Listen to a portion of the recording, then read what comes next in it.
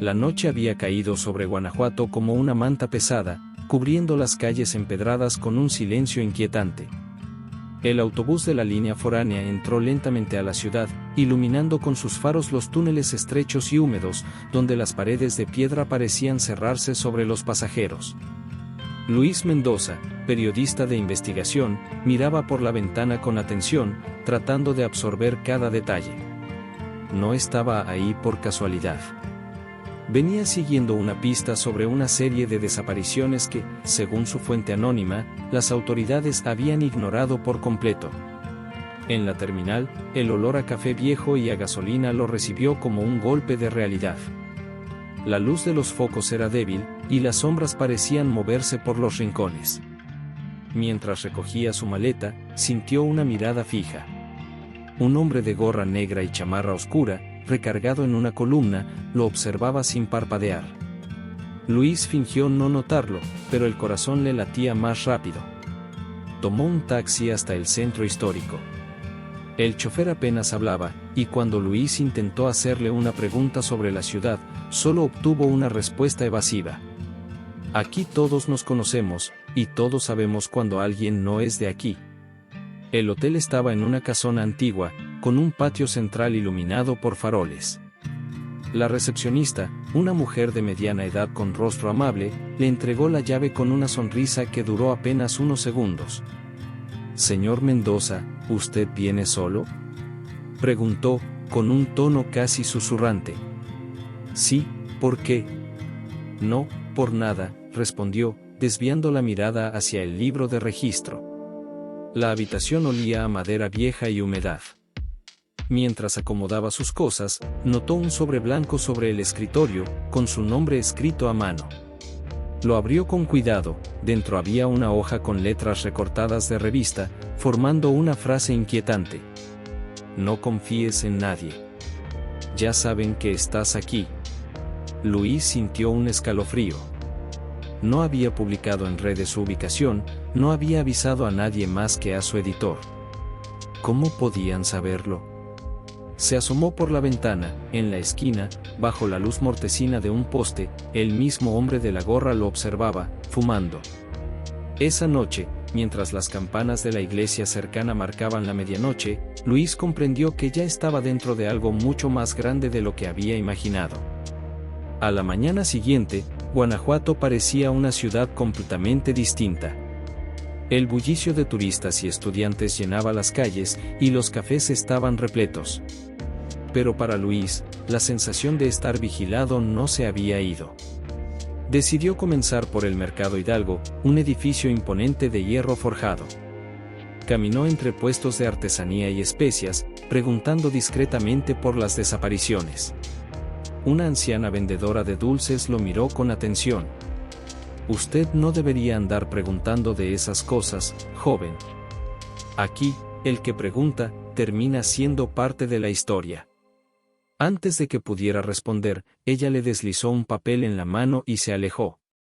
El papel tenía una dirección escrita a lápiz: Callejón del Silencio, número 17.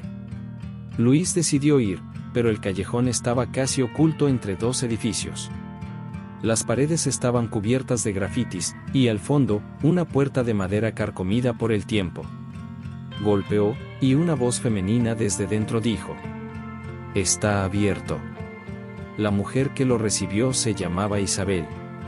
Tenía unos 40 años, cabello oscuro recogido y mirada cansada. Le contó que su hermano había desaparecido hacía 6 meses, y que la policía había cerrado el caso sin explicación. Le mostró una carpeta con fotos y recortes de periódico, pero lo más inquietante fue una lista escrita a mano con nombres y fechas. Luis buscó con la vista y vio que las fechas estaban separadas por exactamente 29 días. La última era el día siguiente. «Mañana, alguien más desaparecerá», dijo Isabel, con la voz quebrada. Luis decidió quedarse en el callejón para investigar.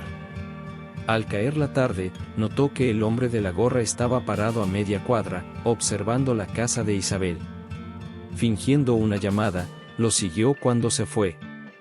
El hombre caminó rápido por calles secundarias hasta llegar a un taller mecánico abandonado. Entró, y Luis esperó unos minutos antes de acercarse. Dentro, el olor a aceite viejo y metal oxidado era sofocante.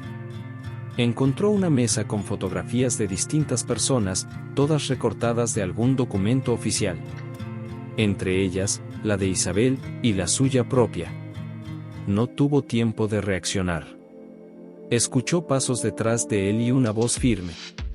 Está buscando en el lugar equivocado, Mendoza. Era un hombre alto, trajeado, con un pin en la solapa que parecía de alguna corporación privada. Si quiere seguir respirando, cierre su libreta y váyase hoy mismo. Luis salió del taller con las piernas temblorosas, pero más decidido que nunca. La noche había caído sobre San Cristóbal de las Casas con una rapidez inusual. El aire estaba denso, cargado de humedad y de un silencio extraño, como si la ciudad entera contuviera la respiración. Eduardo caminaba por el callejón del silencio, un pasaje angosto que, según los ancianos, había sido escenario de desapariciones misteriosas desde hace décadas. Sus pasos resonaban contra las paredes de piedra, y cada eco parecía volver más lento, más pesado, como si algo lo estuviera siguiendo. ¿Quién anda ahí?, preguntó en voz baja, deteniéndose. No hubo respuesta. Solo el crujir lejano de una puerta vieja golpeando contra su marco. Miró hacia atrás, el callejón estaba vacío, pero esa sensación incómoda en su nuca no desaparecía. A la mitad del camino, una figura emergió de entre las sombras. Era una mujer mayor, con un rebozo negro que le cubría la cabeza. Su rostro estaba parcialmente oculto, pero sus ojos brillaban con un destello que no parecía humano. Tú no deberías estar aquí, forastero. ¿Cómo sabe que no soy de aquí?, respondió Eduardo, intentando mantener la calma. La mujer avanzó lentamente, arrastrando los pies sobre las piedras húmedas. Porque los que nacen aquí nunca caminan por este callejón después de las 8. ¿Y por qué? Ella lo miró fijamente antes de responder, como si evaluara si debía decirle la verdad. Porque a esta hora, las paredes escuchan. Eduardo sintió un escalofrío recorrerle la espalda. Quiso preguntar más, pero la mujer ya se había girado, perdiéndose de nuevo en la oscuridad como si nunca hubiera estado ahí. El callejón volvió a quedar en silencio, pero un nuevo sonido comenzó a filtrarse, un susurro, casi imperceptible, que parecía venir de las piedras mismas. Regresa. La voz era grave, quebrada, y sonaba como si viniera de muy lejos y muy cerca al mismo tiempo. Eduardo aceleró el paso, pero cuanto más caminaba, más largo parecía hacerse el callejón. Miró su reloj, habían pasado apenas 2 minutos desde que entró, pero sintió como si llevara horas atrapado ahí. De pronto, algo frío rozó su hombro. Se giró de golpe, y lo que vio le heló la sangre, una mano pálida, huesuda, que emergía de entre los ladrillos, intentando aferrarse a él. Retrocedió con el corazón latiendo con fuerza. La mano desapareció tan rápido como había aparecido, dejando solo la marca húmeda de sus dedos en su chaqueta. Llegó al final del callejón jadeando, y al salir a la calle principal, se dio cuenta de que todo estaba diferente. Las farolas tenían otra forma, los letreros de las tiendas mostraban nombres que no recordaba, y las pocas personas que pasaban lo miraban como si no perteneciera ahí. Una mujer joven se le acercó y, con una voz cargada de preocupación, le dijo: «Señor, ¿cómo salió del callejón? Nadie lo ha cruzado desde hace 15 años». Eduardo, todavía confundido, intentó responder, pero se dio cuenta de que no podía explicar lo que había vivido sin parecer un loco. El callejón estaba justo detrás de él, pero ahora era solo una pared de piedra sólida, sin entrada visible. Se alejó despacio, con la certeza de que lo que había pasado no había terminado. El callejón del silencio no lo había dejado ir, solo le había dado un respiro.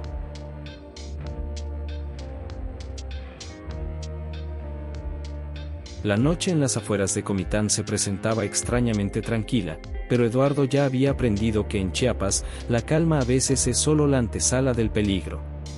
guiado por las pistas que recogió en el mercado local, había llegado hasta una antigua hacienda abandonada, mencionada en sus investigaciones como el centro de un misterio sin resolver desde 1978.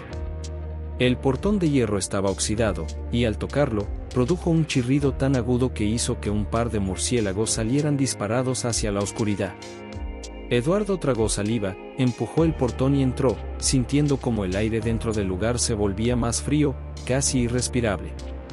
El patio principal estaba cubierto de maleza, y en el centro, una fuente seca mostraba figuras esculpidas que parecían observarlo. Se inclinó para ver mejor una de ellas, un hombre con túnica y una máscara de jaguar. No pudo evitar murmurar. ¿Quién habrá sido? Un crujido de madera lo hizo girar bruscamente. En la entrada de la casa principal, una figura alta y delgada se recortaba contra la oscuridad. Parecía un hombre, pero su postura era rígida, como una estatua viva. No deberías estar aquí. La voz era profunda, ronca, y parecía arrastrar siglos de polvo. Solo busco respuestas, dijo Eduardo, intentando no mostrar miedo. Las respuestas tienen precio. ¿Qué precio? Tu silencio, para siempre. El hombre comenzó a caminar hacia él. Sus pasos resonaban huecos sobre el suelo de piedra. Eduardo retrocedió un par de pasos, pero algo en los ojos del desconocido lo paralizó. Eran negros, sin brillo, sin pupilas, como si mirara un pozo sin fondo. ¿Quién es usted?, preguntó Eduardo. Soy el guardián, y mi deber es impedir que la historia de esta tierra sea contada. Entonces, ¿usted sabe qué pasó aquí? El guardián no respondió de inmediato. Se detuvo frente a la fuente seca y colocó una mano sobre la figura del hombre con máscara de jaguar. Ellos creían que podían encadenar a un espíritu. Lo atraparon aquí, en estas paredes, y el espíritu, en venganza, atrapó a todos ellos en un ciclo sin fin. El viento sopló fuerte, levantando hojas secas que giraron alrededor de ambos. La temperatura bajó de golpe, y un susurro comenzó a llenar el aire, voces superpuestas, hablando en un idioma que Eduardo no reconocía. El guardián alzó la vista. Escucha, ellos ya te han visto. En ese momento, las ventanas de la hacienda comenzaron a iluminarse con una luz mortecina, como si dentro hubiera velas encendidas, pero Eduardo sabía que el lugar estaba vacío. O al menos, debía estarlo. Vete. La voz del guardián ahora sonaba más urgente. ¿Y si no me voy? Entonces serás parte de la hacienda. No como huésped, sino como ladrillo. Eduardo retrocedió, sintiendo que el aire se volvía sólido en sus pulmones. Pero algo lo impulsaba a quedarse, una mezcla de miedo y necesidad de saber. Quiero verlo, dijo, con la voz temblorosa. Quiero ver el espíritu. El guardián lo miró por varios segundos. Una vez que lo veas, nunca dejarás de verlo. Acepto el riesgo. El hombre asintió lentamente, luego dio media vuelta y comenzó a subir las escaleras de la casa principal. Eduardo lo siguió, escuchando cada crujido de los escalones de madera vieja. Dentro, el olor a humedad era casi insoportable. Las paredes estaban cubiertas de retratos antiguos, pero algo extraño, en todos ellos, los rostros estaban borrados, como si alguien hubiera raspado las pinturas con uñas. El guardián se detuvo frente a una puerta doble de madera oscura. Está aquí. Abrió las puertas, y un salón enorme se reveló ante Eduardo. En el centro, una figura humanoide hecha de sombra se mantenía inmóvil, pero sentía su mirada, una mirada que atravesaba carne y hueso. No tenía rostro, pero sus contornos parecían moverse, como si estuviera hecha de humo vivo. Saluda al verdadero dueño de esta hacienda, dijo el guardián. Eduardo apenas pudo susurrar un hola, antes de que la figura se desplazara hacia él, sin mover los pies, flotando. Un frío insoportable le envolvió, y en su mente comenzaron a aparecer imágenes, personas atrapadas dentro de las paredes, gritando en silencio, golpeando desde el interior. Eduardo comprendió, el guardián no protegía a las personas del espíritu, protegía al espíritu de ser liberado. De pronto, todo se oscureció. Cuando abrió los ojos, estaba de nuevo en el patio, frente al portón oxidado. No sabía si había soñado o si había estado ahí de verdad, pero su chaqueta estaba cubierta de polvo antiguo, y en su bolsillo encontró algo que no recordaba tener, una pequeña máscara de jaguar, tallada en piedra. El día señalado en la lista finalmente llegó, y Luis e Isabel estaban atentos, camuflados en un pequeño café que daba vista a la plaza principal del pueblo. El aire de la tarde se estaba convirtiendo en noche, y las luces de los faroles comenzaban a encenderse, tiñendo de un brillo dorado las fachadas de los edificios antiguos. Isabel tomaba sorbos lentos de su café, mientras Luis revisaba nerviosamente la pantalla de su celular, asegurándose de que la batería no se agotara. ¿Lo tienes todo listo?, preguntó ella en voz baja, mirando a su alrededor para asegurarse de que nadie los observaba. Luis asintió con firmeza. Esta noche no podemos dejar que nada salga mal. Esta pista podría ser la clave para entender lo que está pasando en este lugar. Los minutos pasaron lentamente. El reloj marcaba las 22:47 cuando, finalmente, un joven universitario apareció en escena. Salió de una vieja librería cargando un maletín y parecía sumergido en sus pensamientos, caminando solo por la plaza empedrada. Su figura era delgada, y llevaba un abrigo oscuro que se movía con el viento frío de la noche. En ese momento, un auto negro, sin placas visibles, frenó bruscamente al lado del joven. Dos hombres bajaron rápidamente, con rostros semicubiertos por gorros y bufandas. Sin mediar palabra, uno de ellos agarró al joven por el brazo, mientras el otro lo sujetaba por la espalda. El joven intentó resistirse, pero la fuerza de los dos hombres era abrumadora. Luis, sin perder un segundo, sacó su celular y comenzó a grabar, sus manos temblaban mientras capturaba la escena. Isabel, esto es real. Tenemos que seguirlos, dijo en un susurro apurado. Sin pensarlo dos veces, Luis salió corriendo tras el grupo hacia la entrada de un oscuro túnel que se abría entre dos edificios. La entrada al túnel era estrecha y lúgubre, apenas iluminada por una luz mortecina que parecía temblar con el viento. Luis sintió como el corazón le latía con fuerza, y el eco de sus propios pasos retumbaba en las paredes húmedas y cubiertas de grafitis. Pero al llegar al final del túnel, para su sorpresa y frustración, el auto negro ya no estaba. Solo había silencio. El joven había desaparecido, absorbido por la oscuridad y el misterio de aquel pasaje secreto. Luis respiró profundo y miró a Isabel, que había llegado corriendo detrás de él. ¿Y ahora qué hacemos?, preguntó ella, con la voz cargada de tensión. Luis apretó el celular con fuerza y respondió, esto es solo el principio. Tenemos que descubrir a dónde se llevaron a ese chico.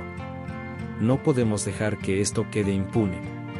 La noche se volvió aún más fría y silenciosa, mientras ellos dos permanecían allí, atrapados en la incertidumbre de lo que había sucedido y de lo que aún estaba por venir.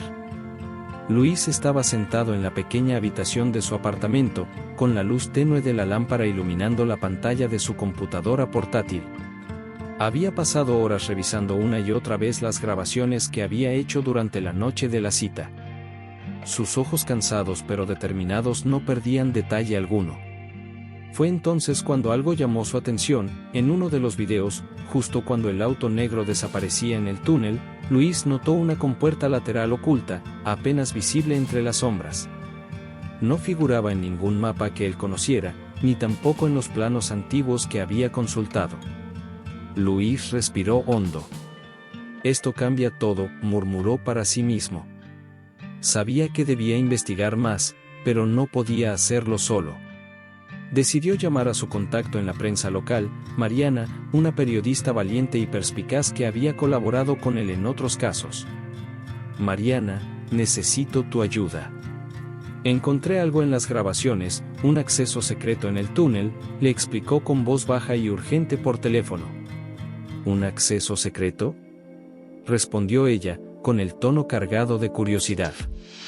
Eso suena peligroso, Luis, pero cuenta conmigo. ¿Cuándo nos encontramos? Pocas horas después, Luis y Mariana se reunieron en la entrada del túnel, justo antes de la medianoche. Mariana llevaba una linterna potente, una cámara y un pequeño equipo para grabar entrevistas, por si acaso.